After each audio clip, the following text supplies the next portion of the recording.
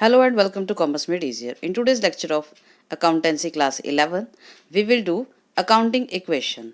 So in the previous lecture, we have already discussed about the various types of accounting terms and how the different transactions are recorded in the form of accounting equation.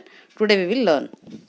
The accounting equation shows that the assets of the business are always equal to the total of its liabilities and capital. तो जो accounting equation होती है आपने जो है इससे पहले भी जो है 10th तक आपने जो है केमिस्ट्री वगैरह पढ़ी है, उसमें आपने देखा होगा कि जो इक्वेशंस बनाते हैं हम, केमिकल इक्वेशंस हमारी बनती हैं या मैथ्स में जो है हमारी इक्वेशंस बनती हैं। तो इक्वेशन का मतलब क्या होता है, जिसमें दोनों साइड इक्वल होते हैं। तो left hand side is equal to right hand side. तो लेफ्ट हैंड साइड में जो होता है, जो भी चीज़ें होती हैं उसका जो टोटल होता है that is always equal to the right hand side items, तो उसे इक्वेशन कहते हैं। तो जिस तरह से बाकी सब्जेक्ट्स में इक्वेशन होते हैं वैसे ही अकाउंट में भी इक्वेशन होती है।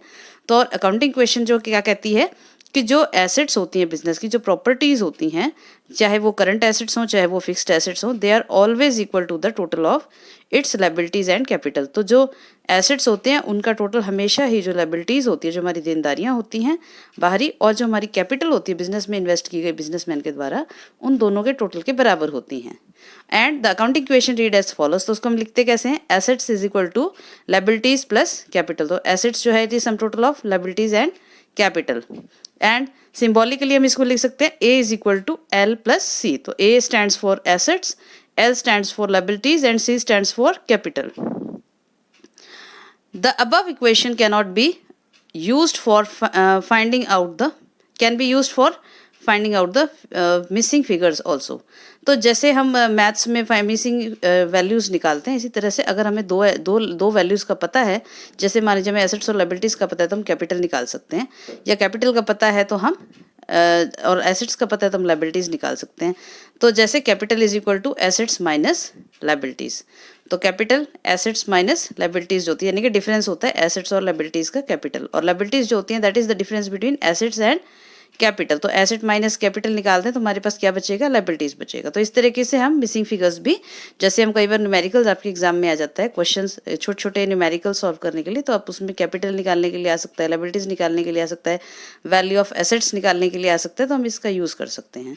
The accounting equation depicts the fundamental relationship among the components of the balance sheet, so it is also called balance sheet equation। तो इसको हम बैलेंस शीट इक्वेशन भी कहते हैं, क्योंकि जैसे बैलेंस शीट होती है तो बैलेंस शीट में क्या होता है, लेफ्ट हैंड साइड को लायबिलिटी साइड बोला जाता है, राइट हैंड साइड को एसेट साइड बोला जाता है। तो लेफ्ट हैंड साइड में जो होता है कैपिटल और लायबिलिटीज़ को शो किया जाता है, और राइट हैंड साइड में सारी एसेट्स आती हैं, चाहे वो करंट एसेट्स हैं चाहे वो फिक्स्ड एसेट्स हैं। तो इसका टोटल हमेशा ही ऑटोमेटिकली इसके टोटल के बराबर है। तो left hand side is always equal to the right hand side, तो इसलिए इसको जो है अकाउंटिंग इक्वेशन को बैलेंस शीट इक्वेशन भी कहा जाता है।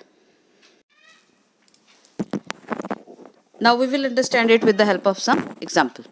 जैसे अकाउंटिंग इक्वेशन हमें बनानी है, started business with cash ₹5 lakh. तो मान लीजिए बिजनेसमैन ने बिजनेस में पैसे लगाए 5 लाख रुपीस, और इसे हमें अकाउंटिंग इक्वेशन की फॉर्म में लिखना है। तो कैसे लिखेंगे, जो इक्वेशन है वो हम उसको लिखेंगे assets is equal to capital plus liabilities. तो एसेट्स में जो कौन सी चीज़ है, ये कैश आया है 5 लाख, तो कैश हो गया क्या 5 लाख का, और इज इक्वल टू जो अदर साइड है दैट इज कैपिटल, और लायबिलिटीज के साइड में हम कैपिटल लिखेंगे 5 लाख। तो लेफ्ट हैंड साइड में कैश है, राइट हैंड साइड में कैपिटल है, तो दोनों साइड अपने आप बराबर हैं। देन स्टार्टेड, अगर कई बार क्या होता है खाली कैश से बिजनेस नहीं शुरू किया हमने, उसके साथ साथ कोई हमारे पास प्रॉपर्टी भी बिजनेस में लेके आया, जैसे कई बार मान लीजिए कोई शॉप खोल रहा है बिजनेसमैन, तो वो अपने साथ साथ कैश के साथ साथ कुछ अपना सामान भी लेकर के आया है, तो वो भी कैपिटल का ही पार्ट होता है। तो उसको हम कैसे लिखेंगे अकाउंटिंग इक्वेशन की फॉर्म में, तो started business with cash ₹5 lakh and bought furniture ₹50,000 and building ₹2,50,000।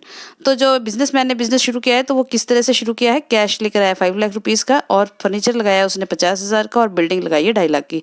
हो सकता है उसका अपना खुद का जो बिल्डिंग है वो इन्वेस्ट करा हो उसने, उसको लगाया हो, तो टोटल इतना सामान जो है वो बिजनेस शुरू कर रहा है इसको लेकर के। तो अकाउंटिंग इक्वेशन में जब हम इसको लिखेंगे तो cash assets is equal to capital plus liabilities. तो एसेट साइड में क्या क्या आ जाएगा, कौन कौन सी एसेट्स हैं, यहाँ पर कैश है, फर्नीचर है और बिल्डिंग है, तीनों ही एसेट्स हैं। तो cash plus furniture plus building, तो कैश की वैल्यू हो गई 5 लाख, फर्नीचर की हो गई 50,000, प्लस बिल्डिंग की वैल्यू हो गई 2,50,000 इज इक्वल टू, तो तीनों का मिला करके सम टोटल जो है ये क्या है, कैपिटल है। तो कैश की फॉर्म में भी या एसेट्स की फॉर्म में भी हम कैपिटल को लगा सकते हैं। तो ये टोटल कितना हो गया 8 लाख, और लायबिलिटीज हमारी कोई है नहीं तो ये 0। तो इस साइड का जो लेफ्ट हैंड साइड टोटल है is equal to right hand side. और बैलेंस शीट में जब इसे शो करते हैं तो ये एसेट साइड है हमारी, यहाँ पे कैश आ गया 5 लाख, बिल्डिंग आ गई 2,50,000 एंड फर्नीचर आ गया 50,000। और लेफ्ट हैंड साइड में जो है लायबिलिटी साइड, वहाँ पर कैपिटल हमारी आ गई 8 लाख। तो ऑटोमेटिकली दोनों साइड बराबर हो जाती है। तो इस तरीके से हम अकाउंटिंग इक्वेशन बनाते हैं और उस इक्वेशन की हेल्प से हम बैलेंस शीट जो है उसको प्रिपेयर कर सकते हैं। ओके, तो अब हम जो है एक बड़ा क्वेश्चन लेते हैं। किस तरह से जो है एग्जाम में क्वेश्चन आता है, उसमें कुछ 4-5 ट्रांजैक्शंस होती हैं जिससे हमें एक इक्वेशन बनानी होती है, उसके बाद उसकी हेल्प से हम बैलेंस शीट प्रिपेयर करते हैं। तो उसमें हम किस तरह से इक्वेशंस बनाते हैं, कंप्लीट जो बड़ी इक्वेशंस हैं, अभी तक हमने छोटे छोटे पॉइंट्स डिस्कस किए हैं। तो मान लीजिए हमें एक इक्वेशन बनानी है, उसमें हमारे पास जो भी बिजनेस ट्रांजैक्शंस होती रहती हैं, तो किसी भी ट्रांजैक्शन का हम इक्वेशन बना सकते हैं। तो जहाँ पर हम ट्रांजैक्शन जो है ले रहे हैं, सबसे पहले मान लीजिए started business with cash rupees 4 lakh. तो मान लीजिए बिजनेसमैन ने बिजनेस स्टार्ट किया है 4 लाख रुपीज़ से, तो उसको हम कैसे अकाउंटिंग इक्वेशन में बनाएंगे। तो ये आपकी एसेट साइड है, ये आपकी कैपिटल और लायबिलिटी साइड है। तो इस एसेट साइड में जो बिजनेस शुरू किया है उसमें कैश आया बिजनेस में और कैपिटल आई है। तो कैश की साइड हमने 4 लाख लिखा है और जो कैपिटल साइड है हमने 4 लाख लिखा है। तो लेफ्ट हैंड साइड में 4 लाख और राइट हैंड साइड में 4 लाख, तो दोनों साइड बराबर हो गए, तो ये इक्वल है इक्वेशन। उसके बाद जो है सेकंड ट्रांजैक्शन हुई हमारी, purchase goods in cash rupees 50,000 and on credit rupees 1 lakh. तो मान लीजिए बिजनेसमैन ने इस 4 लाख में से जो है कुछ सामान खरीदा अपने बिजनेस के लिए, तो 50,000 का उसने कैश में सामान खरीदा है और 1 लाख जो का है जो उसने गुड्स खरीदे हैं क्रेडिट में, उधार में। तो टोटल उसने 1,50,000 का सामान खरीदा। तो क्योंकि उसने कैश जो है 50,000 पे किए हैं, तो वो हमारे बिजनेस से जो पैसा गया है वो 50,000 ही गया, तो हमने -50,000 लिखा है।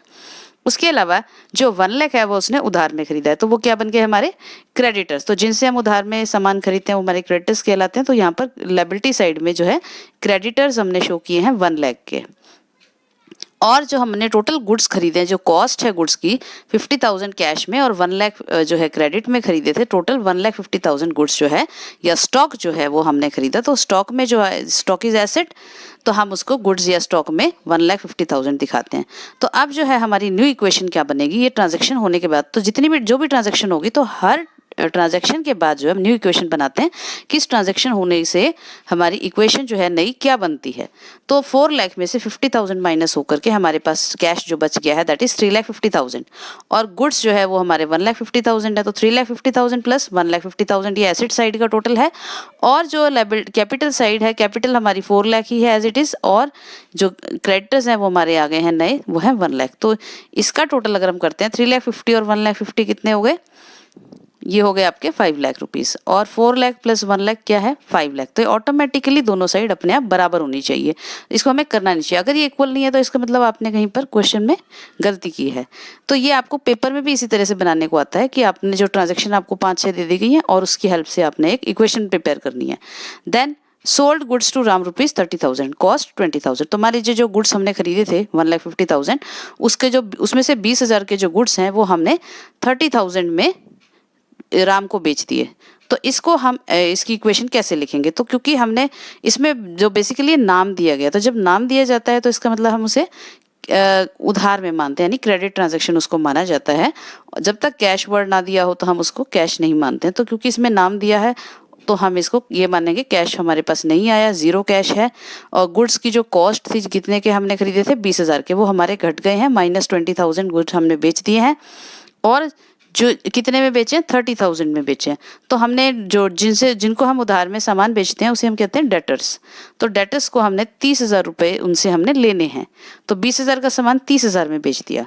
तो ये हमारा -20,000 क्योंकि इससे हमारा स्टॉक घट गया है, और प्लस 30,000 क्योंकि हमारे डेटर्स बढ़ गए, एसेट आ गई हमारे पास, और -20,000 प्लस 30,000 यानी कि हमें प्रॉफिट कितने का हुआ 10,000। तो जो प्रॉफिट होता है वो हमारा कैपिटल में ऐड हो जाता है। तो 10,000 रुपये हमने यहाँ पर प्रॉफिट में ऐड कर दिया। तो इस साइड का अगर हम देखते हैं ट्रांजैक्शन -20,000 और प्लस 30,000, तो इसका टोटल कितना आएगा 10,000। इस साइड भी 10,000 इंक्रीज हुआ है और इस साइड भी 10,000 इंक्रीज हुआ है, दोनों साइड बराबर हुआ है। और जो हमारी नई इक्वेशन बन के आई है वो क्या है, क्योंकि कैश जो पहले भी 350 था और अब भी 350 ही है, क्योंकि इसमें कोई इंक्रीज या डिक्रीज नहीं हुआ। तो 350 प्लस तो 1,50,000 के जो हमारे गुड्स थे उसमें से 20,000 के सेल होने के बाद हमारे पास गुड्स बचे हैं 1,30,000 के, और प्लस 30,000 के हमने जो डेटर से पैसा लेना है वो हमारा यहाँ पर आ गया। तो इस साइड का टोटल हो गया 3,50,000, 1,30,000 और 30,000। तो ये टोटल कितना हो गया है? ये हो गया है आपका जो 350 है और 130 है, तो ये हो गए आपके 480, और 480 और ये हो गए 5,10,000। तो इस साइड भी जो हमारे कैपिटल में हमने जो है प्रॉफिट ऐड किया है 10,000 का, उसके बाद हमारा जो नया कैपिटल बन गया है वो है 4,10,000, और क्रेडिटर्स हमारे एज इट इज है, उसमें कोई इंक्रीज नहीं हुआ है या ना डिक्रीज हुआ है, तो 1 लाख के हैं। तो 4,10,000 प्लस 1 लाख कितने हो गए? 5,10,000। तो दोनों साइड इक्वल है, इसका मतलब हमारी काउंटिंग इक्वेशन सही है। उसके बाद नेक्स्ट ट्रांजैक्शन हमारी क्या हुई है? Paid salary to Mohan ₹10,000। तो हमने मोहन को जो है सैलरी दी है। तो जब हमें सैलरी भी दी हो, नाम भी दिया हो, तो उसमें हमें नाम को मेंशन करने की ज़रूरत नहीं होती है। तो सैलरी जो है हमारा एक्सपेंस अकाउंट है, उसी को हम जो है डेबिट करते हैं। तो इसकी इक्वेशन जो इसकी बनती है अमाउंट, तो हम जो जनरल एंट्री बनाते हैं salary account debit to cash, इस तरह से एंट्री बनाते हैं। तो कैश और सैलरी दो चीज़ें हैं। तो salary is basically expense for the business. तो पहले कैश, और वो हमेशा कैश में ही दी जाती है या फिर चेक से हम पेमेंट कर सकते हैं। तो यहाँ पर क्योंकि हमारे पास बैंक का कॉलम नहीं है, हमने बैंक से पेमेंट नहीं किया चेक से, तो इसलिए हम इसको कैश ही मानेंगे, और हमने -10,000 यहाँ पर कैश से माइनस कर दी क्योंकि हमने सैलरी पे की है। उसके बाद गुड्स में कोई चेंज नहीं है, इसमें जीरो लगा सकते हैं। डेटर्स में कोई चेंज नहीं है, इसमें हमने जीरो कर दिया है। और क्योंकि ये एक्सपेंस है, वो हम कैपिटल में से माइनस करेंगे -10,000 जो सैलरी की हमने पी की। तो दोनों साइड जो है, लेफ्ट साइड में भी 10,000 का डिक्रीज हुआ है, राइट साइड में भी 10,000 का डिक्रीज हुआ है। और नई इक्वेशन हमारी क्या बन गई है? पहले हमारे पास कैश 350 था, अब 10,000 माइनस होने के बाद 3,40,000 बचा है। गुड्स हमारे पास पहले भी 130 थे, 1,30,000, अब भी 1,30,000 है, कोई इंक्रीज डिक्रीज नहीं हुआ है। डेटर्स भी हमारे पास पहले 30,000 थे, अब भी 30,000 है, कोई इंक्रीज डिक्रीज नहीं हुआ है। और हमारे पास पहले कैपिटल थी 4,10,000, और सैलरी देने के बाद 10,000 की हमारे पास कैपिटल बची है 4 लाख की। और जो क्रेडिटर्स हैं वो भी उसमें कोई चेंज नहीं है, वो भी अभी भी 1 लाख के हैं। तो ये हमारी न्यू इक्वेशन बन गई। उसके बाद नेक्स्ट ट्रांजैक्शन जो हमारी हुई है, आउटस्टैंडिंग सैलरी ₹5,000। तो आउटस्टैंडिंग सैलरी 5,000 की हुई है हमारे पास। और जो इसकी आउटस्टैंडिंग है, इसमें एसेट साइड में कोई चेंज नहीं होता क्योंकि outstanding salary is liability for the business, और इसमें कोई कैश पेमेंट भी नहीं है। आउटस्टैंडिंग सैलरी होती है वो सैलरी जो हमने अभी तक पे नहीं की, तो कैश तो माइनस हो ही नहीं सकता उसमें, क्योंकि पैसा तो हमने अभी दिया ही नहीं है, ये लायबिलिटी है हमारे लिए। तो हम इसे क्या करते हैं, कैपिटल में से अलग निकाल देते हैं। तो कैपिटल में से जो है हम इसको माइनस कर देते हैं, और उसके बाद इसको हम यहाँ पर अलग से शो करते हैं आउटस्टैंडिंग सैलरी के रूप में। यहाँ पर देखो आप, ऊपर हमने आउटस्टैंडिंग की अलग से सैलरी हेडिंग लगाई है, तो कैपिटल में से हम माइनस करके अलग से इसको निकाल कर शो कर रहे हैं 5,000 रुपीज़, और क्रेडिटर्स में कोई चेंज नहीं है। तो यानी कि इस ट्रांजेक्शन से सिर्फ एक ही साइड में चेंज आया है, और चेंज होने के बाद यहाँ पर कोई चेंज नहीं था, सारे जीरो हमने किए हैं। कैश में कोई चेंज नहीं है, गुड्स में कोई चेंज नहीं है, डेटर्स में कोई चेंज नहीं है। तो ये 3,40,000 नई इक्वेशन बन गई। 1,30,000 गुड्स हैं और डेटर्स हमारे 30,000 हैं, लेकिन जो कैपिटल है 4 लाख में से 5,000 माइनस होकर 3,95,000 बची है हमारी, और क्रेडिटर्स हमारे एज इट इज़ 1 लाख हैं, और आउटस्टैंडिंग सैलरी 5,000 है। तो इस तरीके से जो टोटल है, पहले भी इस साइड का 5 लाख बन रहा था, अब भी 5 लाख ही बन रहा है, क्योंकि यहाँ से निकाल के हमने यहाँ पे माइनस करा, यहाँ प्लस करा, तो नेट इफेक्ट विल बी 0। एक लायबिलिटी घट गई, एक बढ़ गई, तो इस तरीके से नेट इफेक्ट 0 आ गया। Then drawing made by proprietor ₹10,000 cash and 20,000 stock. तो जो ड्राइंग्स थी, ड्राइंग्स होता है जब बिजनेसमैन अपने पर्सनल यूज़ के लिए जो है पैसा निकालता है, तो उसने क्या किया है बिजनेसमैन ने, तो 10,000 तो उसने कैश निकाला है, और 20,000 का उसने सामान यूज़ किया है बिजनेस की से निकाल कर पर्सनल यूज़ के लिए। तो 10,000 और 20,000 कितने हो गए? 30,000 की चीज़ें उसने निकाली हैं। Total drawings is 30,000 rupees. तो जो ड्राइंग्स होती है वो कैपिटल में से लेस होती है, तो -30,000 हमने यहाँ पर कैपिटल, यानी इससे कैपिटल कम हो जाती है ड्राइंग्स करने से, पैसा निकालने से, तो ये कैपिटल डिक्रीज हो गई यहाँ पर। और बाकी चीज़ों में कोई चेंज नहीं है, डेटर्स एज इट इज़ हैं, हमारे क्रेडिटर्स एज इट इज़ हैं, तो हमने 0 लगाया है, कोई इंक्रीज डिक्रीज नहीं है। आउटस्टैंडिंग सैलरी में कोई इंक्रीज और डिक्रीज नहीं है, यहाँ पर हमने 0 लगाया है। और हमारी फाइनल इक्वेशन जो बनेगी 3,40,000 हमारे पास कैश था, 10,000 का बिजनेसमैन ने ड्राइंग कर ली है, तो 3,30,000 हमारे पास कैश बचा है। 1,30,000 का जो हमारे पास गुड्स थे उसमें से 20,000 की जो ड्राइंग कर ली है बिजनेसमैन ने, पर्सनल यूज के लिए गुड्स निकालनी है, तो 1,10,000 हमारे पास गुड्स बचे हैं। और डेटर्स में कोई चेंज नहीं है, पहले भी 30,000 थे और अब भी 30,000 है। उसके बाद जो है 3,95,000 हमारे पास कैपिटल थी, जिसमें से 30,000 की जो है प्रोप्राइटर ने या बिजनेसमैन ने ड्राइंग कर ली है, तो हमारे पास अब कैपिटल बची है 3,65,000। और क्रेडिटर्स हमारे एज इट इज़ 1 लाख हैं और सैलरी हमारी एज इट इज़ 5,000 है। तो इस तरीके से दोनों साइड का हमारा जो है टोटल भी सेम आ रहा है। तो कहने का मतलब ये है कि कितनी भी चाहे ट्रांजैक्शंस हो जाए, हम सभी के लिए अकाउंटिंग इक्वेशन बना सकते हैं। तो कुछ जो मेन बातें होती हैं अकाउंटिंग इक्वेशन बनाने के लिए, क्योंकि कई बार बच्चों को ये नहीं पता चलता कौन सी चीज़ को कहाँ पे प्लस करना है, कहाँ माइनस करना है, किस हेड के अंदर शो करना है, तो उसके लिए कुछ जो मेन बातें हैं वो ध्यान रखने के लिए ये हैं कि जो खासकर इनकम और एक्सपेंसेस की अगर हम बात करें या प्रॉफिट और लॉस की बात करें, तो इनकम्स होती हैं वो हमेशा ही कैपिटल में प्लस करनी चाहिए। एक्सपेंसेस जो होते हैं वो आपको कैपिटल में से माइनस करने चाहिए। जो अगर आपका कोई प्रॉफिट हो रहा है आपको किस चीज़ पर, वो प्रॉफिट जो है कैपिटल में प्लस होता है, ऐड होता है, और अगर कोई लॉस होता है तो वो भी कैपिटल में से माइनस होता है। तो इस तरीके के ये कुछ सिंपल से रूल्स हैं। तो आपने कैपिटल में अगर कोई प्रॉफिट है, जैसे कोई प्रॉफिट है कोई लॉस है, वो आपने या इनकम या एक्सपेंस है, वो सारा आपने कैपिटल से ही प्लस और माइनस करना है, उसके अलावा कहीं से नहीं। तो जैसे मान लीजिए आपने मशीनरी पे डेप्रिसिएशन लगाया, डेप्रिसिएशन बेसिकली लॉस होता है, उससे कैपिटल की वैल्यू घट जाती है, एसेट्स की वैल्यू, तो उसको हम उस पर्टिकुलर एसेट्स में से भी माइनस करते हैं और उस कैपिटल में से भी माइनस करते हैं। तो इस तरह से कोई भी लॉस कोई भी प्रॉफिट है, इनकम है, वो ऐड हो जाएगी, कोई कमीशन आपको मिली है वो आप इसमें प्लस कर देंगे, कैश आ जाएगा इधर, और अगर कोई आउटस्टैंडिंग है वो उसको हम यहाँ निकाल देंगे साइड में। तो इस तरीके से हम अकाउंटिंग इक्वेशंस कितनी भी बड़ी जो है इसको लंबा आगे तक बनाया जा सकता है। जैसे जैसे ट्रांजैक्शन ऐड होती रहेंगी वैसे वैसे इक्वेशन आगे बढ़ती रहेगी और चलती रहेगी। तो आइए देखते हैं कि इस जो क्वेश्चन का हम कर रहे हैं इसकी बैलेंस शीट कैसे बनती है। जहां पर ये फाइनल इक्वेशन हमारी आई है, इसको हम बैलेंस शीट में कैसे शो करेंगे। तो बैलेंस शीट में हम इसको जो है दिखाएंगे।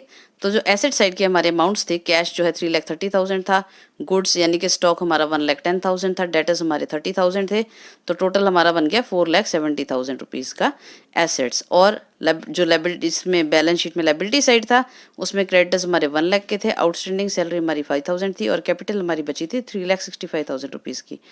तो ये टोटल जो हो गया आपका मिलाकर कितना हो गया 4,70,000। तो यहाँ भी लायबिलिटी साइड जो है 4,70,000 है और एसेट साइड भी 4,70,000 है, जो कि ऑटोमेटिकली बराबर है। इसमें मैंने कुछ नहीं किया कि इसको प्लस और माइनस किया है, ये अपने आप ही बराबर आना चाहिए। अगर आपका अमाउंट जो है अपने आप बराबर आ रहा है, इसका मतलब आपकी इक्वेशन सही है।